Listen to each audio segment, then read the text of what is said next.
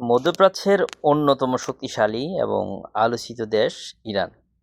গত কয়েক দশক ধরে সংবাদপত্রের শিরোনামে ইরান মানেই কোনো না কোনো সংঘাত বা যুদ্ধের উত্তেজনা। কিন্তু প্রশ্ন হলো, ইরানের এই লড়াই আসলে কার বিরুদ্ধে?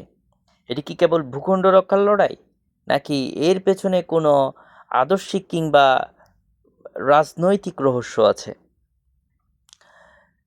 ইরানের সবচেয়ে বড় এবং দীর্ঘস্থায়ী বিরোধ কিন্তু যুক্তরাষ্ট্রের সাথে, যার শুরু 1979 সালের ইসলামী বিপ্লবের পর থেকে।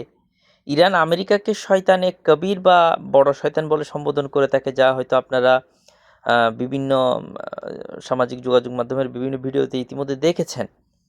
আমেরিকার সাথে এই দ্বন্দ্বের মূল কারণ মূলত মধ্যপ্রাচ্যে আমেরিকার যে আধিপত্য আছে ওইটি কমানো এবং অর্থনৈতিক যে ইরানের প্রতি যে অর্থনৈতিক নিষেধাজ্ঞা আছে সেটি তুলে নেওয়া। ইরান কিন্তু আরও একটি দেশের সাথে দ্বন্দ্ব জড়িয়ে আছে অনেক দিন ধরে। সেটি হলো ইরানের দ্বিতীয় যে সরাসরি যুদ্ধটি, সেটি হলো ইসরায়েলের বিরুদ্ধে। ইরান ইসরায়েলকে রাষ্ট্রীয়ভাবে স্বীকৃতি তো দিবেই না, দেওয়া তো প্রশ্নই ওঠে না, দেয়নি। ফিলিস্তিনি ইস্যুতেও তারা কিন্তু অনেক কঠোর অবস্থানে আছে। হিজবুল্লাহ, হামাস এবং হুতিদের মতো গোষ্ঠীগুলোকে তারা কিন্তু সমর্থন করছে ইরান, এবং ইসরায়েলের বিরুদ্ধে এর মাধ্যমে তারা ইসরায়েলের বিরুদ্ধে একটা প্রক্সি যুদ্ধ চালিয়ে যাচ্ছে।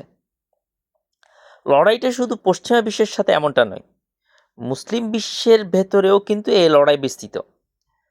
ইরান কিন্তু শিয়া প্রধান দেশ।